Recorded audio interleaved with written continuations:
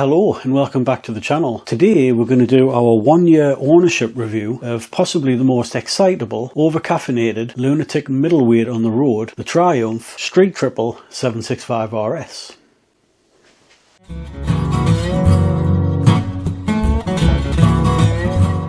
So if you're thinking of buying one, or if you just want to know how this pint-sized hooligan's held together, stay tuned. Because I have a tendency to ramble on now and again, what I'll do is I'll put all the sections of the review up on the screen. I think there's going to be 10 sections, and I'll put timestamps in the bottom of the video below, so you can just skip straight through to the section that you're interested in.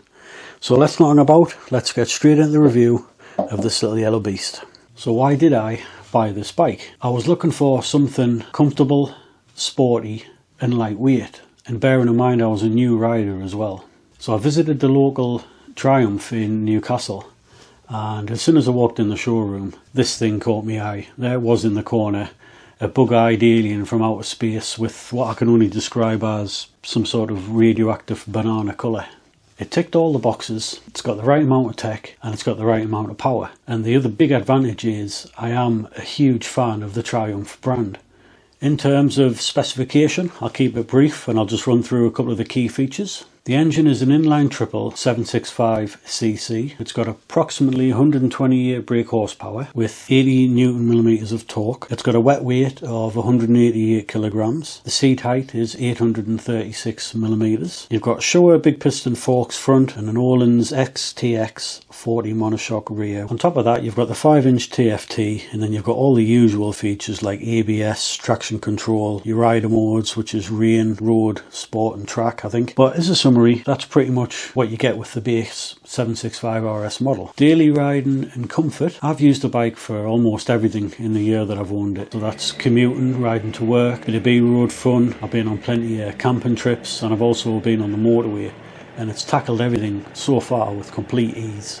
The riding position, it isn't quite upright and it isn't quite sports bike. The best way I would describe it is purposeful. So as you can see by us now sat on the bike, my legs are slightly angled back, the foot pegs are slightly raised, and in terms of leaning forward, it's that kind of sweet spot of you leant far enough forward to feel like you're over the front wheel a little bit, but not to the point where your wrists or your back have got any signs of discomfort. So for someone like me who's 5'8", it's absolutely perfect, right in the middle of the sweet spot. The seat's fine, I mean it's no sofa by any means, and the longest I've been without any kind of brakes is generally about 2 hours, but that's more because nature's calling, not because I've got any aches and pains. I would say the suspension is quite compliant. On the average road it's not really any issues, but as soon as you hit the rougher roads it can jolt you a little bit, and if you hit an unexpected pothole, oh this road's bumpy, bloody hell, your back will definitely not be forgiving you. In terms of the pillion seat, there is technically one. You can remove the rear cowl, put the pillion seat on, and there's a little strap going across it for the pillion to hold on to. I did try and get me son on the back once, and there was absolutely no way we were going anywhere. We just couldn't fit on the bike. So unless your pillion is a garden gnome with no self-preservation, don't think you're going to get anybody on the back of the bike. I'm sure in a pickle you probably could go half an hour down the road with somebody on the bike, but it wouldn't be in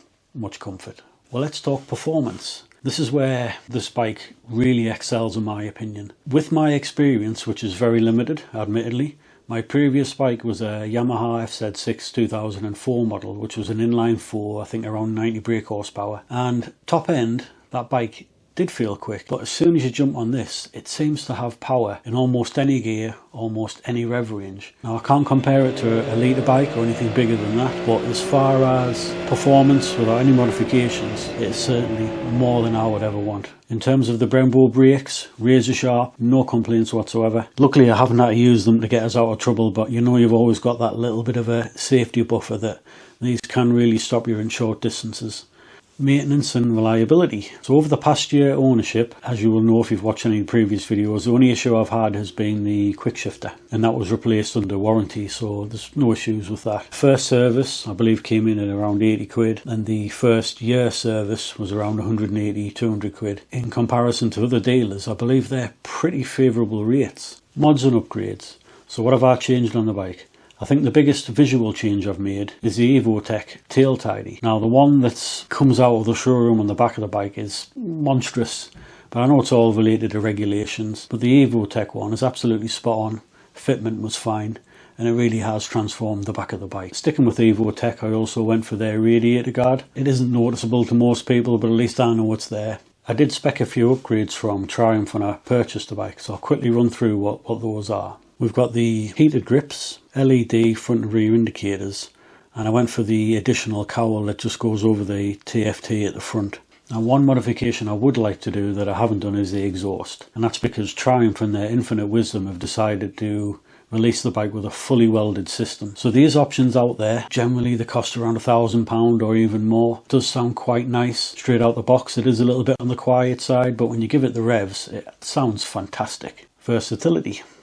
As far as naked bikes go, it does what you'd expect. It's great on the B roads and on motorway. Up to about 60 miles an hour it's fine, and then the wind buffing or the wind noise tends to get a bit excessive. But one thing that really did surprise us is how much gear you can actually get loaded onto the bike. Being able to take the Street Triple camping numerous times now and always pack plenty of gear on it, but that is something that I wasn't expecting to be possible when I first bought it. So overall I would say it is a very versatile bike.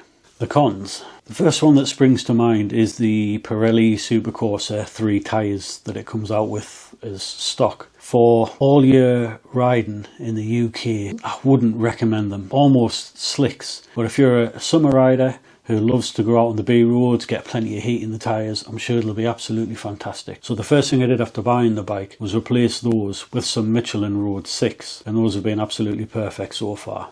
Another complaint I've got with the bike is the handlebar mirrors. Up until about 60 miles an hour they're perfectly fine. You go beyond that speed and the vibration makes everything look like Picasso in your rear view mirror. I have read comments that people have put bar end weights on that helps a little bit with the vibration, but to be honest I've just left it the way it is. And the final complaint I've got is the TFT screen. Now if you've been looking into buying a Street Triple or you currently own one, you've probably seen comments about people complaining about it. The screen itself is incredibly clear. There's loads of customization. You can change the colours to suit your bike, all that kind of stuff. All that's fantastic. But if you want it just to show miles per hour and the revs clearly on the screen at the same time, there's no option to do so. I don't know why Triumph don't release a software update when you go and get your next service, but I've not heard that they're going to do that. So after a full year riding it and 4,000 miles in mixed conditions, mixed roads, would I still buy it? The answer is 100% yes. It's beautiful, it's fast, and it's British. I don't regret the purchase on any level, and I would say overall it's exceeded the high expectations that I had for the bike, because before I actually bought it I did watch a few reviews on YouTube, read a few reviews on the internet, and it always seemed to score really well, so I was expecting a good bike, but I didn't think it would be this good. But the longer that's gone on since I've owned this bike, I am slowly drifting towards a touring bike or something that's got dining table room size screen at the front of the bike, just for going those longer distances. But I'm still on the fence about that anyway. I'm not sure what to do, but whatever I do, I really hope that I can keep this bike. If I can afford to do so, I'll have them both, because I really don't want to let this bike go. Closing thoughts. So I love being out on this bike. It goes like a wasp on amphetamines.